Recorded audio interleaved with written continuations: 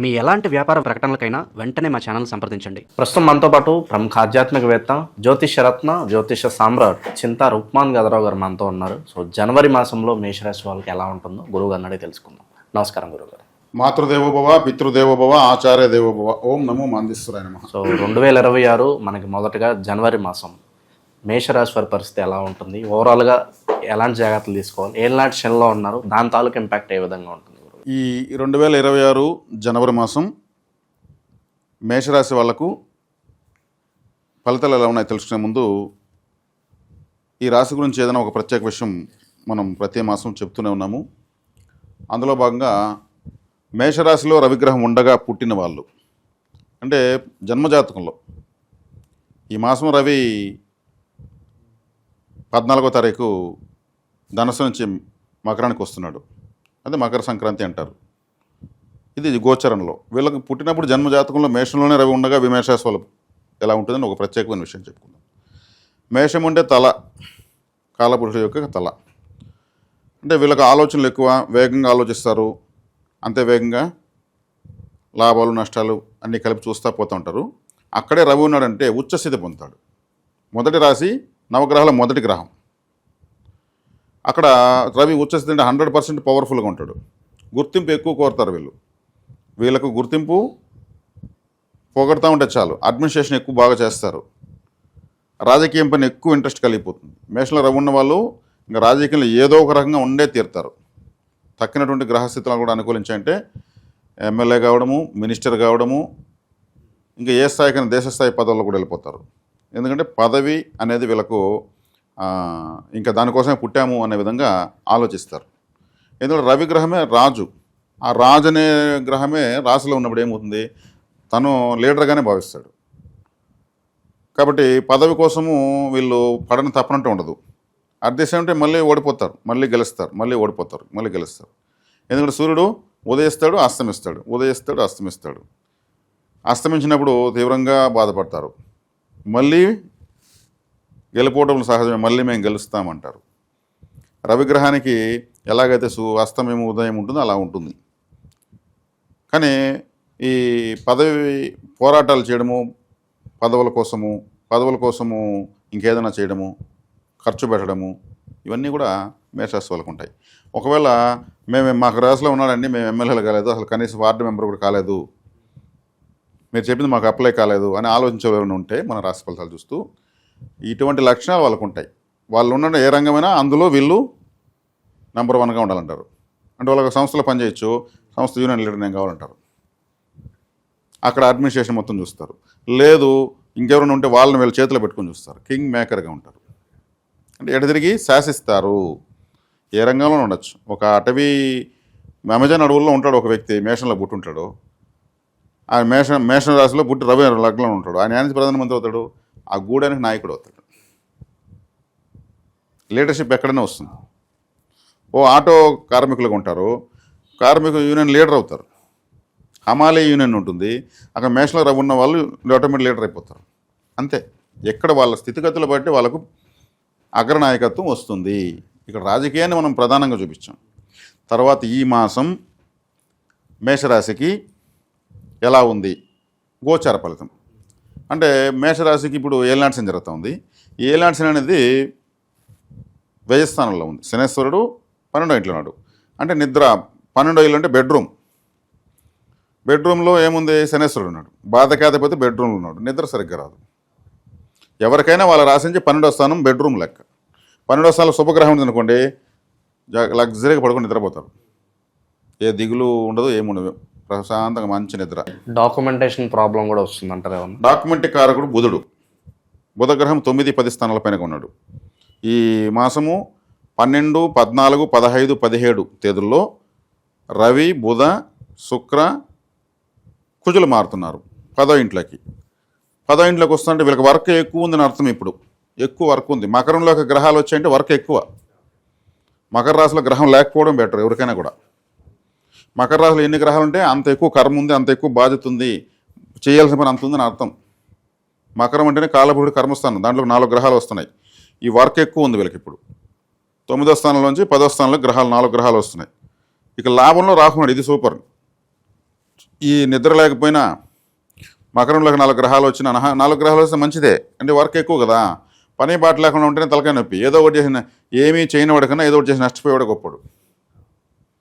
ఒక 100 రకాల తప్పులు చేశాడనుకో, వాడు మాస్టర్ అవుతాడు. ఎవరైనా కావచ్చు, అమ్మాయి కావచ్చు, అబ్బాయి కావచ్చు. 100 రకాల తప్పులు చేస్తే 100 రకాల తప్పులు చేసి ఫూల్ అయ్యారనుకోండి, అన్ని రకాలుగా అనుభవాన్ని సంపాదించేస్తాడు. వాళ్ళు 10 మందికి ఉపయోగపడతారు. కాబట్టి వీళ్ళకి వర్క్ ఉంది. అందుకే మేషరాశి వాళ్ళు ఎక్కువ మందికి ఉపయోగపడతానని చెప్పాను కదా. ఇంతకుముందంతా కూడా ఎక్కువ అదే నేను గంట కొట్టి మరి చెప్పాను. వీళ్ళు ఎక్కువగా మిస్టేక్స్ చేస్తారు, వీళ్ళు ఎక్కువ జీవితం తెలుసుకుంటారు. కానీ 1 ఫైన్ డే వీళ్ళు జెండా ఎగరేస్తారు. అది వీళ్ళకి టైం పడుతుంది అంతే. ఆ టైం పట్టడంలోనే ఎందుకు టైం పడుతుందంటే శని వీళ్ళకి బాధగా అధిపతి.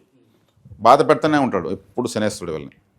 పని చెయ్యి అని చెప్పి చేయించుకోవడం, లాస్ట్లో ఏదో ఒకటి అయ్యో ఇట్లా అయిపోయింది అని బాధపడడం వీళ్ళు. మళ్ళీ ఇంకోటి చేసుకోవడం, చేయను ఇట్లా లైఫ్ అంతా పరుగులు తీస్తాడు. కరెక్ట్గా శనేశ్వరుడు బాధ కాదు. శని అంటే పని కాబట్టి. అంటే మానసిక ఆందోళన ఇటువంటివి కారణాలు సుఖ నిద్ర. పాపగ్రహం ఉంటే కలత నిద్ర. ఇప్పుడు పాపగ్రహం వీళ్ళకి ఇక్కడ ఉంది కాబట్టి నిద్ర సరిగ్గా ఉండదు, ఆలోచనలు ఎక్కువ ఉంటాయి. జనరల్గానే వీళ్ళు ఎక్కువ ఆలోచిస్తారు తల అని చెప్పాం కాబట్టి. ఆ శనేశ్వరుడు అక్కడ అన్కంఫర్ట్గానే ఉన్నాడు. బాధ కాదు, వ్యయంలో పడిపోయాడు, చెడ్డవాడు చెడిపోయాడు. కానీ విదేశీ ప్రయత్నాలు చేసే వాళ్ళకు 12 వస్తున్నట్టు విదేశీ ప్రయత్నాలు కూడా వస్తాయి. విదేశీ ప్రయత్నాలు చేసే వాళ్ళకు, విదేశీ వివాహ ప్రయత్నాలు చేసే వాళ్ళకు, విదేశీ చదువుల కోసం ప్రయత్నించే వాళ్ళకు కష్టంతో కూడుకుని ఉంటుందని చెప్పచ్చు ఈ గోచారం. ఈ గోచారాన్ని 100% మీరు ప్రామాణికంగా తీసుకోవద్దండి. ఎందుకంటే ప్రతి మాసం మనము గ్రహస్థితులు బట్టి చెప్తున్నాం. వ్యక్తిగత జాతకమే ప్రధానంగా పనిచేసేది. కాబట్టి మనం నాలెడ్జ్తో కూడుకున్నటువంటి గోచార ఫలితాలు చెప్తున్నాం. అంటే ఇది చూస్తూ వెళ్ళే కొద్దికి ఒక అవగాహన ప్రతి ఒక్కరికి వచ్చేయాలి. జ్యోతిష్యం పైన ఒక అవగాహన వచ్చేయాలి. నిజం చెప్తున్నారా, అబద్ధం చెప్తున్నారా, అసలు జ్యోతిష్యంలో ఫార్ములాస్ ఇలా ఉంటాయా, ఇది అన్యాక్సెప్టబుల్గా ఉన్న సబ్జెక్టు కోసం మనం చెప్తున్నాం. కాబట్టి వ్యయంలో ఎవరికైనా సరే, ఒకవేళ మేషలగ్నం వ్యయంలో 12 పాపగ్రహం ఉందంటే నిద్ర ఉండదు, బెడ్ కంఫర్ట్స్ ఉన్నప్పుడు ఏమవుతుంది, సంసార జీవితంలో కూడా సంతోషం ఉండదు. భార్యాభర్తలు కలిసి సంసారం చేసేటువంటి ప్రదేశం కదా.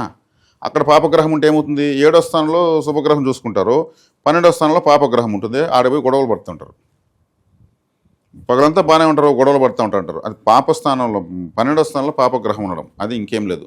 దాన్ని సవరిస్తే చాలా ఆటోమేటిక్గా నేను ఎవరికైతే 12వ ఇంట్లో శుక్రుడు ఉంటాడో ఇంకా వాళ్ళు భార్య కొంగు పట్టుకొని తిరుగుతారు, భార్య అయితే భర్త జైలు పట్టుకొని తిరుగుతూ ఉంటుంది.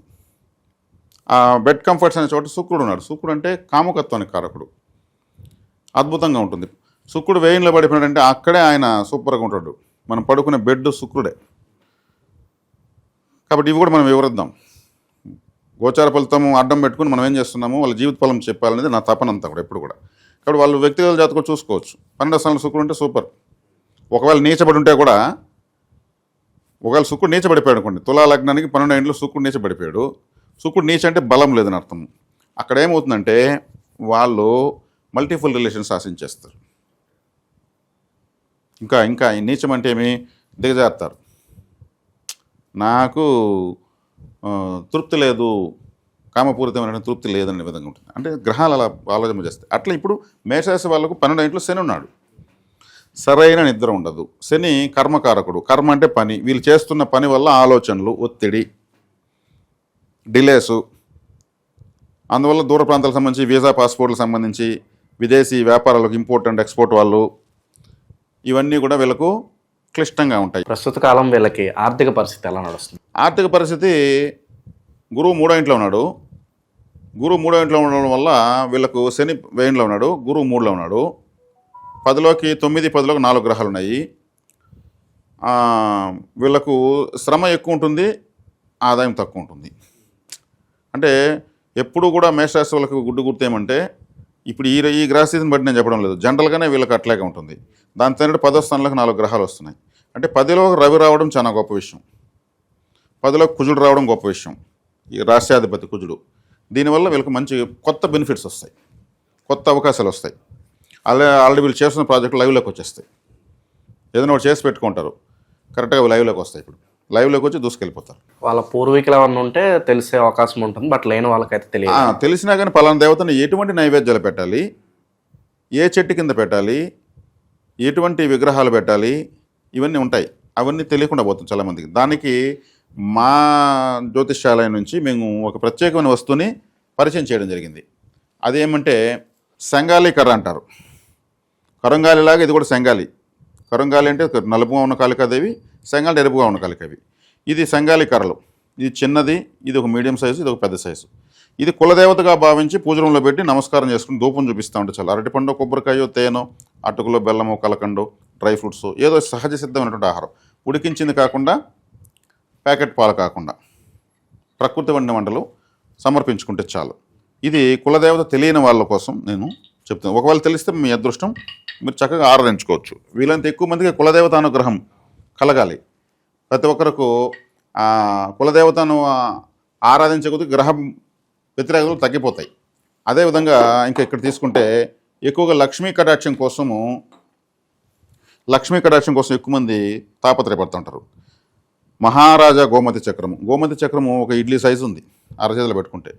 దీంట్లో సుదర్శన చక్రము, సముద్రంలో సుడిగుండము, ఒకవైపు 9, ఇంకోవైపు 6 ఇవన్నీ కనిపిస్తాయి.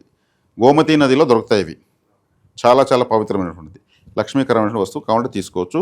దక్షిణావర్తి సంఘం గురించి అందరికీ కూడా తెలుసు. ఇది వేలకు వేలు అమ్మేస్తున్నారు. అది ఇక్కడ మేము చాలా తక్కువ ధరలకు ఇస్తున్నాం. కింద వివరాలు ఫోన్ చేసి కనుక్కొని తీసుకోవచ్చు. ఇది ఎవరికి బలవంతం అయితే లేదండి. నేను పరిచయం చేయాలని దీంట్లో చేస్తున్నాను. మా టెలికాలర్స్కు ఒక వర్క్ ఇవ్వాలి, పవిత్రమైన వస్తువులు ఎక్కువ మందికి ఇవ్వాలి. ఇప్పుడు నా దగ్గర తీసుకుంటున్న వాళ్ళంతా వస్తువులు కూడా ఇక్కడ దొరుకుతున్న రేట్లు ఇంకెక్కడ బయట దొరుకుతుంది సంతోషం వ్యక్తం చేస్తున్నారు. అందులో భాగంగా ఇస్తున్నాము, కాబట్టి తీసుకోవచ్చు. సో వివాహాలు, శుభకార్యాలు వీటి పరిస్థితి గురుగారు టైం పడుతుందంటారా? వివాహానికి బాగానే ఉందండి. ఎందుకంటే శనేశ్వరుడు ఏలినాటి శని ఉన్నప్పుడు ఎక్కువ వివాహాలు జరుగుతాయి. ఏలినాటి శని ఉన్నప్పుడే వివాహాలు జరుగుతాయి. ఎందుకంటే శనేశ్వరుడు చేతిలో ఉన్న డబ్బులు ఖర్చు పెట్టిచ్చేస్తాడు. అందుకే అంటారు పెండ్లైన ఇంట్లో 6 నెలలు కరువు అంటారు, లేదా సంవత్సరం కరువు అంటారు. వాళ్ళు మొత్తం ఒక్కసారిగా ఖర్చు అయిపోతుంది. మళ్ళీ తిరిగి పుంజుకోవాలంటే 6 నెలలు, సంవత్సరం పడుతుంది.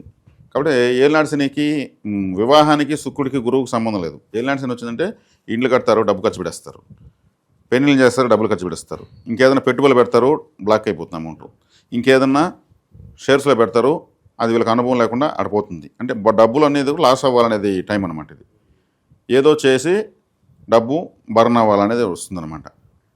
కాబట్టి ఈ ఏలినాటి శనిలో వీళ్ళకి పెళ్లిళ్ళు కావాలంటే అయిపోతాయి. పెళ్లి ఇల్లు కట్టాలన్నా, పెళ్లి కావాలన్నా డబ్బులు దొరుకుతాయి. అంటే అప్పు అయినా కూడా మళ్ళీ కట్టాలి కదా. కాబట్టి పెళ్లిళ్ళు అవుతాయి, ఇబ్బంది లేదు.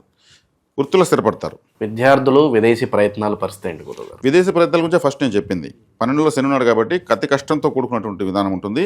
కానీ రాహు లాభంలో ఉన్నాడు కాబట్టి ఫైనల్గా విన్ అవుతారు. విదేశాలకు అధిపతి రాహువే, ఫారిన్ ప్లానెట్, సక్సెస్ అవుతారు. ఏలినాటి శని తాలూకు ఇంపాక్ట్ మరి తీవ్రంగా ఏమైనా బాధపడుతుంది అంటారా? పర్వాలేదు అంటారా? మోస్తారు గల జీవితం కొనసాగిపోవచ్చు అంటారా? మామూలుగా ఎత్తుకుంటే పండితులంతా కూడా నాలాగా జ్యోతిష్యులందరూ కూడా ఏలినాటి శని గురించి జాగ్రత్తలు చెప్తున్నారు. అది వాస్తవమే. కానీ నేను నిజంగా సమస్య ఉంటే కూడా నేను మానసికంగా తేలిక చేసి వాళ్ళకి ధైర్యం చెప్పే విధంగా నేను చెప్పేది అలవాటు పడ్డాను. ఏలినాటి శని మేషరాశికి 100% పనిచేస్తుంది. కానీ ఇక్కడ ఒక లాజిక్, ఈ లాజిక్ ఏమంటే శనేశ్వరుడు ఎవరు శిష్యుడు? కాలభైరవుడు శిష్యుడు. కాలభైరవారాధన చేస్తే ఏలినాటి శని వీక్ అవుతుంది. శివాలయానికి ఎక్కువ వెళ్ళడం వల్ల ఏలినాటి శని తగ్గుతుంది. శివాలయానికి వెళ్ళడం వల్ల ఏమవుతుందంటే శివలింగానికి ఉన్న ప్రత్యేకత మన చెడ్డను లాక్కుంటూ ఉంటుంది, మన కష్టాన్ని లాగేస్తూ ఉంటుంది. మంచి ఇంక దానికి మించిన మంచి ఏం కావాలి మనకు అసలు? అందుకు శివాలయానికి వెళ్ళామా, ఓ అరగంట గంట కూర్చున్నామా, అలా పోయేసి నమస్కారం పెట్టేసి వెంటనే రావడం వల్ల అక్కడున్న బ్రీతింగ్ తక్కువ 5 నిమిషాలు పిలుస్తాం. ఒక గంట పిలిచామనుకో శివాలయంలో ఉన్నటువంటి ఆక్సిజన్ చాలా చాలా పవర్ఫుల్, అద్భుతం. మనకు చాలా వరకు మన కష్టం పోతుంది. కాబట్టి ఎక్కువ శివాలయము, కాలభైరవాష్టకం చదువుకుంటా ఉంటే శనేశ్వరుడు స్మూత్ అయిపోతాడు. ఇది ఇంతకు మించిన పరిహారం లేదు. ఇంకా తైలాభిషేకం చేసేది ఇవన్నీ కూడా అంటే ప్రాచీన కాలం చేస్తున్నారు, మనం విమర్శించకూడదు. దానికన్నా అధికంగా ఫలితం ఇస్తుందని నేను నమ్మినటువంటిది. వాస్తవంలో కూడా చాలామందికి ఇలా అయింది. ఇది ఇంకా సరిపోతుంది. జన్మలోకి శని వచ్చినప్పుడు కూడా ఇంకా ఎక్కువ కూర్చోవాలి. శివాలయ సేవ చేసుకుంటే చాలు. కాలభైరవారాధన చేసే వాళ్ళకు వీధి కుక్కలకు ఫుడ్ పెట్టాలి. వీధి కుక్కలు అంటే ఇంట్లో కుక్కను పెంచుకోవచ్చా అంటే ఇంట్లో కుక్క పెంచుకుంటే అది కుజుడు, వీధిలో కుక్క రాహు. కాబట్టి రాహు వీళ్ళకి లాభంలో ఉన్నాడు, ఆయన మంచి ఫలితాలు ఇచ్చేదానికి సిద్ధంగా ఉన్నాడు. ఇంకా కూడా ఆయన మకరంలో పోయినా కూడా మంచి ఫలితాలు ఇస్తాడు. కాబట్టి వీధి కుక్కలు ఫుడ్ పెట్టడం, కాలభైరవాష్టకం చదువుకోవడం, వినడం, ఒకవేళ క్షేత్రం ఉంటే దర్శించడం వల్ల వీళ్ళకి సంపూర్ణ ఫలితాలు ఉంటాయి. ఏలినాటి శని కూడా వీళ్ళు ఎంజాయ్ చేయొచ్చు మన లాభాలతో. తర్వాత ఈ ఈ మేషరాశి వాళ్ళు ప్రత్యేకించి అంటే నేను అఖండ దైవిక వస్తువులని కొన్ని సమర్పిస్తున్నా, చాలామందికి పరిచయం చేస్తున్నాను. ఇందులో భాగంగా చాలామందికి కులదేవత తెలియడం లేదు అని నాకు అడుగుతున్నారు. కులదేవత అంటే వెంకటేశ్వర స్వామిని, కులదేవత అంటే ఇంకా నరసింహస్వామిని, వాళ్ళంతా యుగదేవతలు పరదేవతలు. కులదేవత అనేటువంటి దేవతను చెట్ల కింద పెట్టి పూజిస్తారు. ఏలినాటి శని ప్రభావం తగ్గడానికి ఏమైనా వస్తువులు ఉంటే పరిచయం చేయండి గురుగారు మన వాళ్ళకి. ఏలినాటి శని తగ్గడానికి కావాల్సిన వస్తువులు అనుకుంటే జ్వాలాముఖి. ఈ జ్వాలాముఖి అనేది 9 గ్రహాలను నియంత్రిస్తుంది. చేతులు ఇలా పెట్టుకుంటే చల్లగా అయిపోతుంది, మనకు బీపీ కూడా కంట్రోల్ అయిపోతుంది, రక్త ప్రసరణ బాగుంటుంది. ఇది మన అగ్నిపర్వతం పేలినప్పుడు లావా వస్తుంది కదా, ఆ లావా కరిగిపోయినటువంటి మెటలే ఇది, ఇంక వేరేం కాదు. ఆ అగ్ని జ్వాలలు వస్తాయి కదా, అందరూ జ్వాలాముఖి అన్నారు. దీన్ని తీసుకోవచ్చు, చాలా మంచిది. ఒళ్ళు నొప్పులు తగ్గడం, నిద్ర పట్టడం కూడా చెప్తున్నారు కొంతమంది. రక్త ప్రసరణ మీద పనిచేస్తుంది కాబట్టి ఇది తీసుకోవచ్చు. ఏలాంటి శని బాగా పనిచేస్తుంది. సో ఓవరాల్గా మేషరాశి వాళ్ళందరికీ ఈ జనవరి ఎలా ఉంటుంది, ఎటువంటి జాగ్రత్తలు తీసుకోవాలి, అద్భుతంగా వివరించారు. ధన్యవాదాలు.